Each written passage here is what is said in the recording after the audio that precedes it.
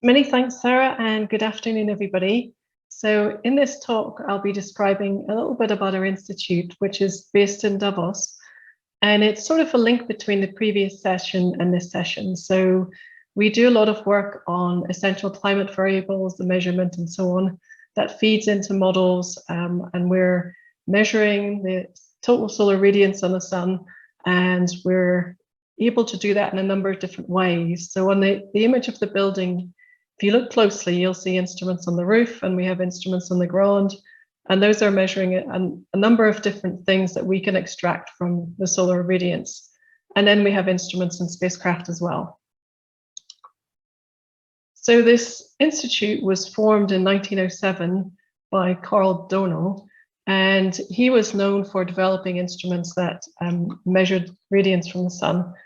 And in fact, UV radiation was known as Dono radiation, UVB. And he opened the observatory because he was driven to understand why patients with tuberculosis and other illnesses like that responded so well to being at high altitude. So the alpine towns and villages that were used so much for sanatorium during that era, and he brought his daughter there because she suffered from tuberculosis. So that was the main driver then. So tuberculosis was a driver in the beginning, and if we look at a plot from the IPCC report this year, you'll see that in that time in 1907, the impact of human influence on the climate wasn't yet known and understood. So we started off here, and the focus was understanding the health benefits of the atmosphere at this level. And there were two institutes, the Allergy Institute, Allergy and Asthma Institute, and our ones, which are still sister institutes today, and are held under the foundation here that you see, SFE. So there are historical data sets. The measurements were made from ultraviolet and visible light using a range of different types of instruments that were all measuring the intensity of the radiant energy. Of course, over the years, there was improvement and automation of these instruments, and we have more than 100 years of consistent measurement series. And those long-term measurement series are something that was mentioned already by Susanna, the importance of those for the climate. So other aspects that would be measured are ozone measurements, and Dobson developed these very reliable measurements of atmospheric ozone in the mid-1920s. And he developed an instrument that used the ratio of UVB to UVA to measure that ozone. So we know that ozone absorbs harmful UV light, and that was what he was measuring. And that was done in Arosa, which is a nearby alpine town. And we transferred those measurements fully to Davos in 2021. So we have that continuous measurement of ozone since 1926. So the responsibilities of the Institute, we're measuring anything to do with solar radiation, its interaction with the Earth's atmosphere, and the influence on the Earth's climate. And we're linked with the World Meteorological Organization, and on behalf of them, we operate the World Radiation Center. So we host, if you like, the Paris original meter for solar radiation. We design and develop these instruments for terrestrial and space applications, and are involved in research in both solar physics, the activity in the sun, and also in climate modeling. So the energy radiation balance, understanding that is something really critical for us. So the energy for us comes from the sun, so we know that, and that's a key element of it here. And that's what we measure from space, that incoming total solar radiance. And then all these other reflections go on, absorption in different layers of the atmosphere, and then the back radiation. So all of these things need to be understood extremely accurately, and it is very complex. And with our instruments, we're looking at different aspects of that energy flow model. So we measure them, we have reference instruments for them, and we're heading towards SI units. So our institute, as a World Radiation Center, the World Meteorological Organization mandates us to host it. And we're mandated by Meteoswiss here in Switzerland for this. And we have 4 sections here, and they're measuring different aspects. So the total solar radiance is an obvious one. It's an input to the climate models. The aerosol optical depth that we have, that's measuring how much sunlight is prevented from reaching us through those different particles that are in the atmosphere. The infrared is important to measure because it's a primary contributor to the surface energy budget. And then the ultraviolet, we all know for risks and damage to biology, skin cancers, and so on. So our radiometry section hosts this world standard group, and it consists of 6 pi heliometers, which are highlighted in the image on the tracker. So they're measuring direct solar radiation. And as part of our role, we have comparisons every 5 years. It was 6 years this time because of COVID. And in that, people bring their instruments from all over the world to compare to our standard here. And you can see the tracker here, and we have a number of instruments, including the standard. And the image in the top right is showing you a cryogenic radiometer that is being developed with NPL and is being hosted in Davos. And I'll talk a little bit about that later as well in more detail. So these comparisons have been held for many, many years. And you can see images from different years of it. In the 1970s, it was health and safety was okay to stand on a roof for this, but now we do it in the car park. We have 22 countries attended this year, even despite COVID. And it's government agencies, it's solar energy companies, and they all come to compare their instruments to our standards. And this is important for the calibration to make sure that those measurements are accurate globally. It's another type of instrument here, a precision filter radiometer, and that's measuring the aerosol optical depth, as I mentioned earlier. And it's looking at, you can see the dance that it's doing. It's looking at different angles through the sky and to get information of scattering properties and the size of those aerosol particles. Of course, we've been involved in space, and today is a good day to mention that it was 26 years ago that SOHO was launched, and our instrument Virgo on board that measuring total solar radiance is still operational 26 years later. Of course, a recent mission, Solar Orbiter, you'll hear about from Andre Fludra just a bit later, and we're involved in 2 instruments in that, EUI and SPICE, and we just had a launch on a Chinese mission this summer with another irradiance monitor. And we're involved in projects in the design and build phase.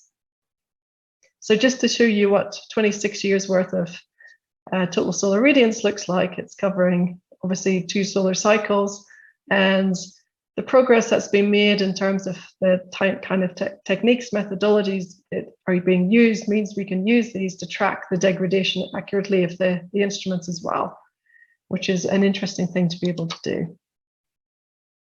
So this plot shows you our new irradiance instrument, which was launched in July. And this is showing you some data from September. And you can see the total irradiance here, and you can see this big dip here, which was because of this cluster of active regions. So our solar activity is starting to increase, and we can see that in our irradiance data. So the instrument is working very nicely. And then we are also involved in imaging instruments. So the EUV imagers on board Solar Orbiter, we're just about to go into science phase, as Andre will describe. But even during commissioning phase, we were able to see phenomena that we hadn't seen before. The current instrumentations didn't have enough resolution to see the tiniest things that we were seeing. And this will improve by a factor of 2 when we get into our closest perihelion, which will be next year when we start the proper science phase. So this is a very exciting aspect too, because all that activity in the sun that drives everything that comes out of the sun, the space weather aspects, and the total solar radiance that's coming in.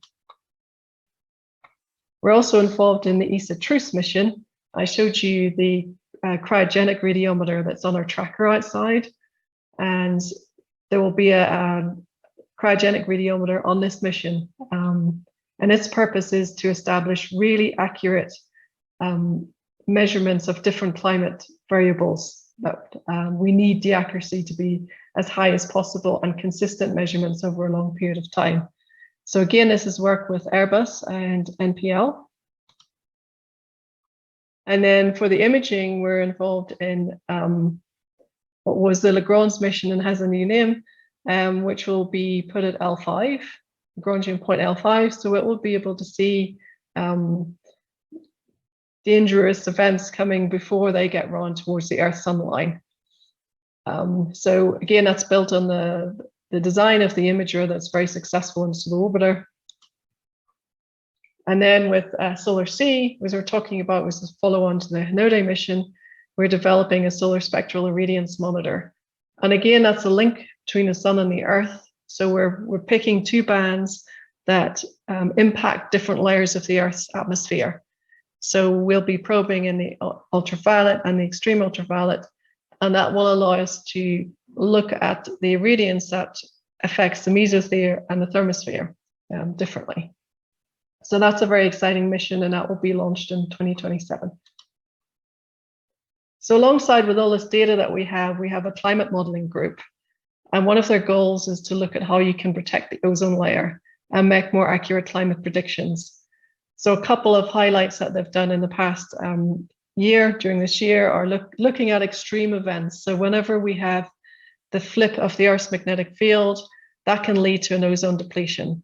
So they had the data from the flip 42,000 years ago, and they did the modeling to see what happens to the Earth's atmosphere.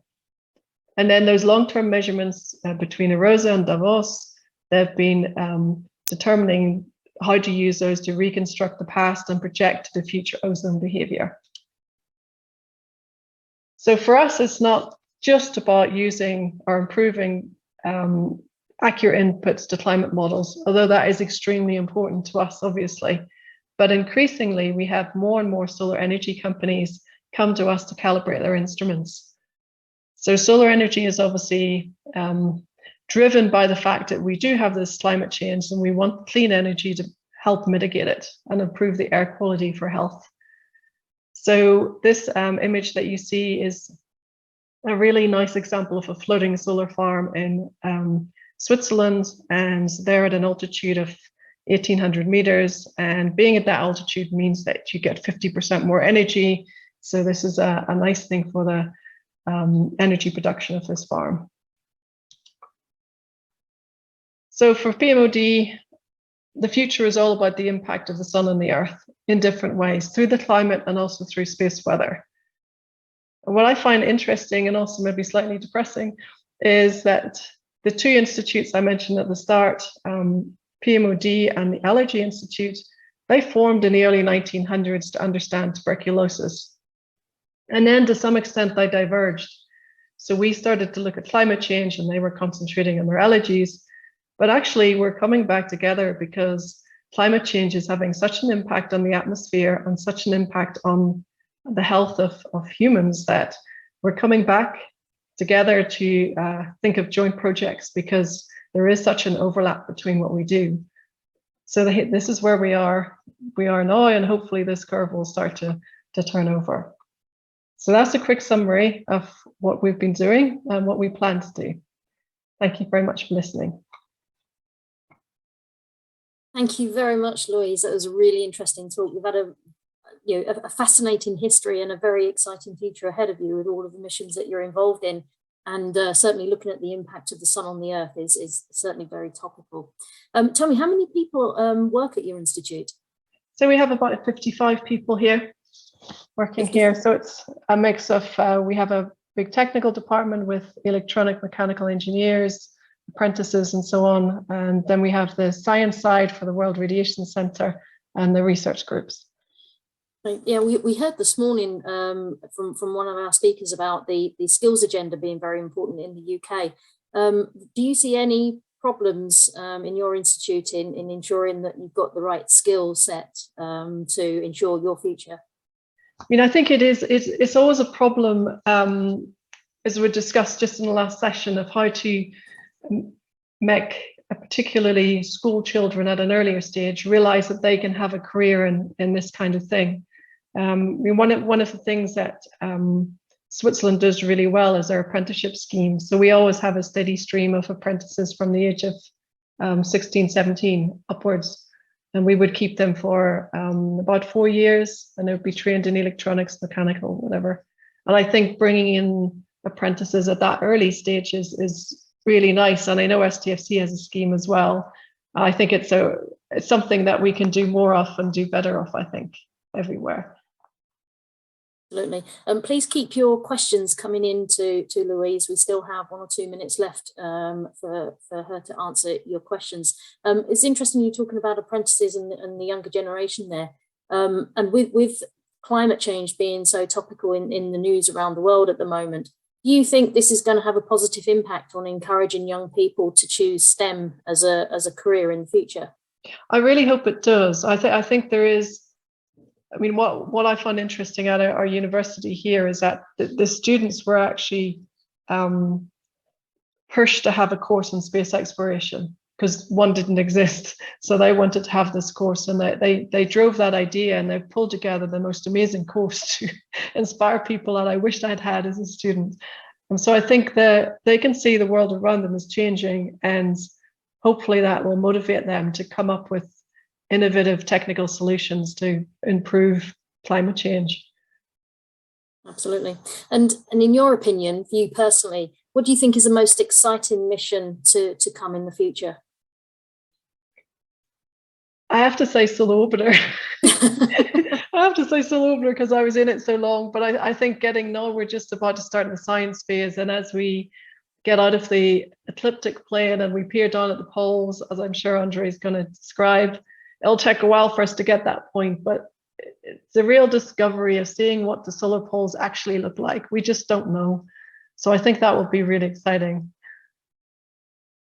Yeah, I always get a real flutter when I see images of the sun because they're such high resolution, they're so beautiful, and it really brings home the beauty and the power of the sun, our star, and the impact that it has on us in so many ways. Louise, thank you very much indeed for your talk. It's been a pleasure listening to you and the exploits of your institute. It's been a fascinating talk. Thank you very much indeed.